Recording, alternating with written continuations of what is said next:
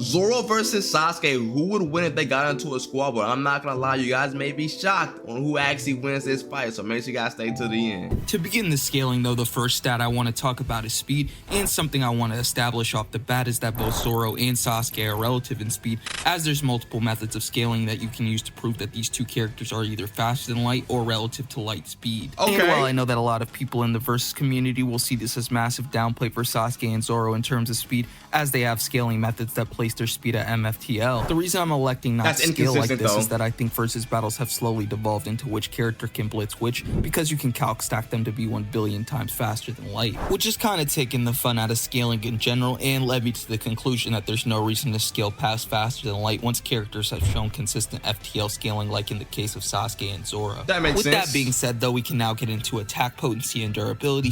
Now I'm not gonna lie, for the speed, I would give it to Zoro by a little bit, because I feel like when Zoro and when he dodges light speed attacks, he's a little bit more consistent than Sasuke. Sometimes Sasuke might get hit here and there, but I feel like Zoro is a more consistent. So I feel like Zoro has a slight edge in speed, but due to Sasuke Sharingan and Rinnegan, that little speed difference wouldn't matter because of the Sharingan and Rinnegan. So I'll definitely give the speed to Zoro though, but not by much. Starting off with Sasuke, who would be in the planetary ranges of attack potency by adulthood, as he's directly comparable to Kinshiki Otsutsuki, who is stated to be a planet splitter by the Boruto movie databook. And while some of you may be quick to dismiss this hypothetical feat slash statement as hyperbolic since we've never seen it on screen, I would beg to differ, as Kinshiki being a planet splitter would be extremely consistent with the series, since Toneri, a younger and weaker Otsutsuki, was able to split the moon in Naruto the Last, which has been calculated to be a near planetary feat itself, giving Sasuke moon levels of attack potency at the bare minimum. Having said that though, I also understand that there will be people in the comment section clamoring about how Naruto characters are star solar system or even universal level, which I myself have argued for. However, bro, I cannot stand with Naruto fans be like, oh, Naruto's universal, oh, Sasuke universal, he's solar system, do this.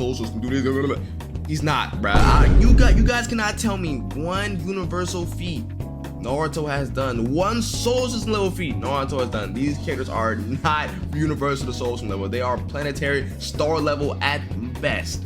If you actually look into these arguments more deeply, they don't do well under scrutiny and aren't consistent with the series at all, especially arguments surrounding Kaguya's eternal truth seeker orb and her time spaces. However, for the sake of the video, I will not be delving into the multitude of debunks regarding planet level plus Naruto, but just be aware that I know of these arguments and vehemently disagree with them. As for Sasuke's durability though, it's been shown to be comparable to his AP, as he's able to take hits from a fused Momoshiki and Ishiki, who are much stronger than Kinshiki, and he should also be relative to the same Naruto, who could tank the collective kinetic energy of Toneri's moon-splitting sword by just amping his hand with chakra, giving Sasuke moon to small planet level durability just like his AP. Now, when it comes to Naruto characters in Stream versus One Piece, Naruto characters are definitely way more consistent. And this terms of argument, we're talking about Sasuke. Sasuke definitely has way more consistent and better stream speeds than Zoro.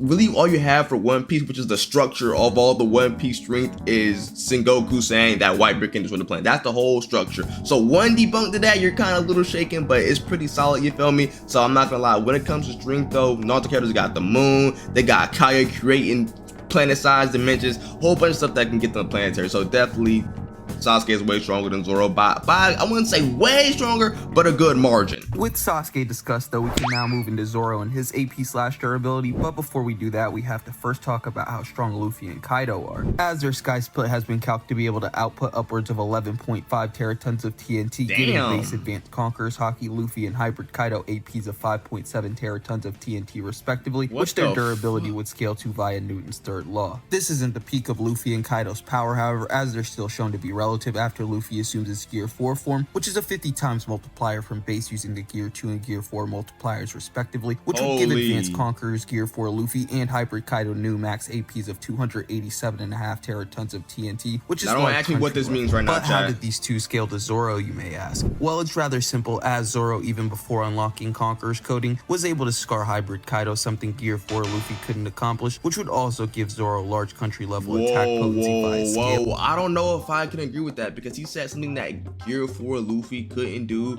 but we all know Luffy in this form versus Kaido before Gear 5 is definitely stronger than Zoro. So that's definitely kind of inconsistent, because as One Piece fans, we know that Zoro was not stronger didn't lose at that time. So that was a little shaky. I'm not gonna lie, it was a little shaky.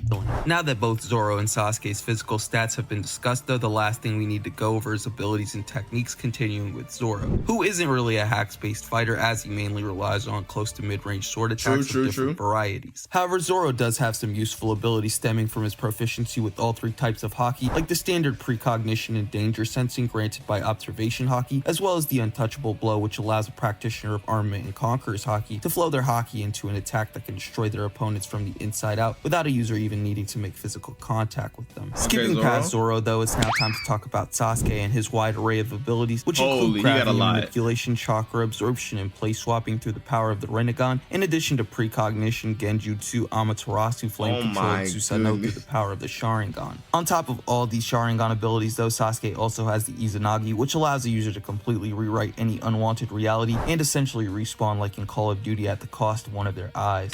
I'm not gonna lie, bro. When it comes to abilities, bro, Sasuke blows Zoro out of the water, bro. When they're fighting, bro, Zoro don't know what's gonna hit him, bro. Izanagi, freaking switch places, Amaterasu, fireball jutsu. Like, there's just so many things. Susanoo, bro. Like, when it comes to abilities, bro, Zoro, he's gonna be in shambles. I'm not gonna lie, bro. Meaning, even if someone managed to kill Sasuke, they'd essentially have round 2 on their hands in a blink of an eye. Sasuke isn't just relying on his Sharingan though, as he's also a master of an insane variety of fire and lightning style ninjutsu that he can use to harm opponents or to defend himself at pretty much any range. With both Sasuke and Zoro stats scaled and their abilities discussed though, we can now get into my evaluation of this matchup and just how I think things would play out. And right off the bat, I just have to say that this isn't very close, as Sasuke dwarfs Zoro not just in terms of raw AP, but he also has way more win cons like Amaterasu, Flame Control, Genjutsu, and Susanoo, in combination with insanely useful hacks like Ameno Chijikara, Chidori variants, gravity manipulation, and fucking respawn ability like bro is playing Mario,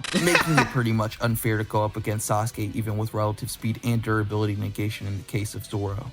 So when you look at Zoro versus Sasuke, bro, like if we compare stat versus stat, Sasuke is stronger. Sasuke has way more abilities, and all really Zoro has is speed over Sasuke by a little bit, but that difference gets made up by the Sharingan and the Rinnegan. So basically that means nothing. So yeah, Sasuke is definitely getting this man's ass cheeks, bro. Not being on cap. Which in my opinion doesn't take away from the strength of Zoro at all, since there's a million busted techniques in the Naruto verse, especially in regards to Uchiha, that are borderline forgotten about as they become irrelevant due to power cliffing, making these abilities seem less impressive than they are. But that's just my opinion on this fight and why Sasuke gets the win. However, even if you disagree with me on this outcome, I would love to hear your opinion about the matchup and video in the comment section below. Hey bro, comment down below right now who y'all think would win, Zoro or Sasuke.